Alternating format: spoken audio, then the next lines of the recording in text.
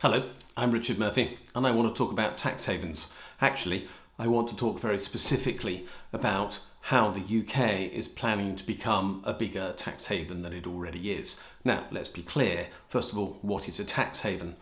This is a difficult question to answer, and I can say that with some authority because I've written, well, not one book about them, but two. And both of those have been translated into quite a number of languages. So I guess I have some expertise in this area, and I can tell you it's not easy to define a tax haven.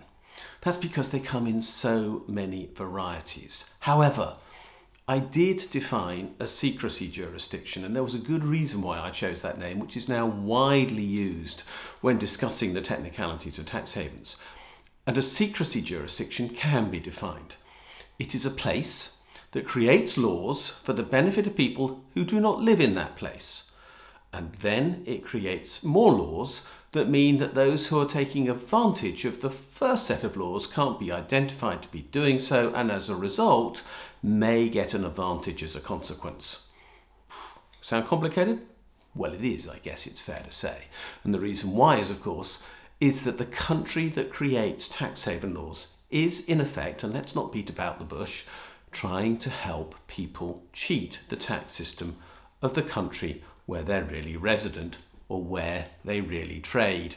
And so, of course, the arrangement is complicated because they're trying to stay within the law whilst getting around the law, which is a definition of tax avoidance. Now, the UK has been a tax haven for a very long time. The whole concept of offshore was effectively created in London in the late 1950s and was to do with the Eurobond market. Now, this is a long and complicated story.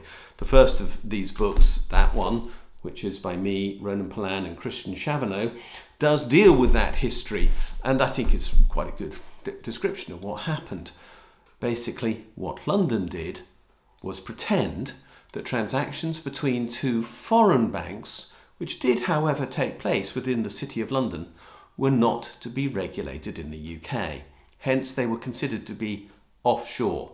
So offshore had nothing to do with desert islands, palm trees, nice beaches or anything else. It just meant not here.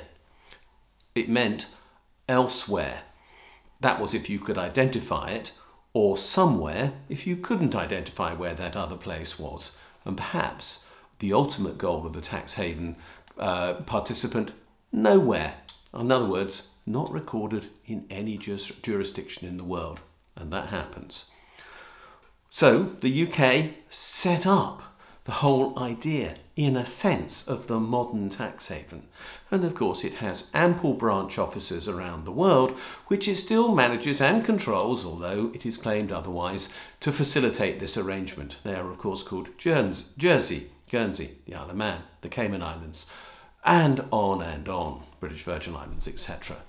If you want to find a tax haven, well, look for the Queen's Head. It's quite a useful sign that you might be heading in the right direction. I didn't believe that when Brexit happened, the UK government would be stupid enough, I use the word advisedly, stupid enough to push the UK towards being an even greater tax haven than it already is as a consequence of the functions of the City of London in association with our existing tax havens. But there are moments when you have to accept that you're wrong, and this is one of them. The UK is clearly heading to be a bigger tax haven than it previously was. How do I know? Well, the government has just issued, HM Revenue and Customs has just issued on behalf of the government, a consultation on something called asset holding companies. Sounds pretty innocuous, but then everything about tax havens sounds pretty innocuous. One of the main activities of those desperately respectable organisations that run and manage activities in these places is to make everything sound as though it's so completely above board. What does an asset holding company do? Basically, it allows people to invest in normally land or underlying shares and securities in a way that means that no tax is charged within the asset holding company unless, and this is the big unless, that person happens to be an investor from the United Kingdom, when there have to be protections put in place to make sure that cheating doesn't take place. After all, the UK doesn't want to provide a tax-transparent, non-taxed investment vehicle for the benefit of people in the UK who might, as a consequence, not pay tax on their income. No, it wants to provide a tax-transparent, non-tax investment vehicle for the benefit of people outside the UK. Hence, this is a tax haven activity. That's one of the basic definitions. And of course, if the arrangements are then put in place through offshore trusts and nominees, and such things still exist, and it is hard to obtain information on who those people might be because information exchange arrangements aren't as yet perfect, as we all know, then of course the opportunity for abuse will arise. So what effectively is inside this asset holding company arrangement is, first of all, no tax, a classic sign of a tax haven, and secondly, what is called a ring fence. In other words, the benefit is not provided to people in the UK, but is provided in effect to everyone outside the UK. And that, as long ago as 1998, and that in tax haven or anti-tax haven campaigning terms is deep dark history. As long ago as 1998, the OECD, the Organisation for Economic Cooperation and Development based in Paris, said that having such ring fences was a sure sign that there was abuse going on. And the European Union Commission, on behalf of the European Union, agreed. So we are promoting a new tax haven abuse in the UK to be brought in 2021, mysteriously just at the time when we have left the EU. Who else provides arrangements like this? Well, the notable competitors are Luxembourg and Singapore. Red flag. These are, of course, major international tax havens, and London wants to emulate them. Back in 2016, I remember taking part in a seminar about whether the UK would become Singapore-on-Thames, as the joke went at the time, after Brexit, and I said I didn't think the government would be that stupid. Well, I was wrong. It looks as though that's where we're heading.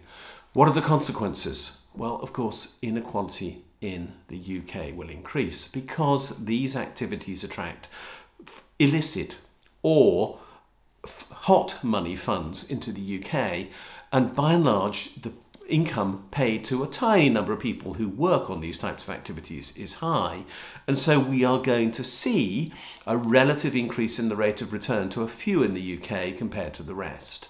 There will be the risk that less tax will be paid. We will have a more divided society because effectively this is providing those who live in London but not permanently and so are not resident here with an opportunity to have an increase in the potential amount of tax-free income that they enjoy, and London suffers this problem enough already. So this is a direction of travel which also undermines the corporation tax yield around the world and reduces the chance that tax is paid fairly on all types of fixed investment income. In other words, it misallocates money. It encourages investment to go towards those things that can be hidden in this way, which are not productive assets, and undermines the allocation of money towards the real needs in society.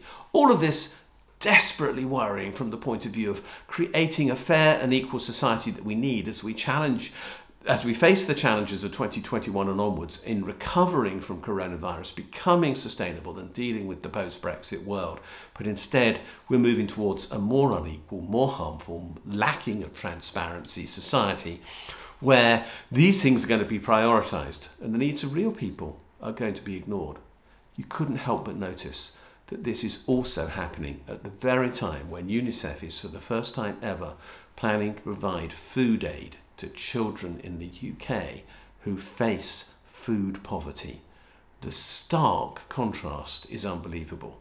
Tax Haven UK does not worry about the fact that there is mass poverty in this country, and I do mean mass poverty in this country.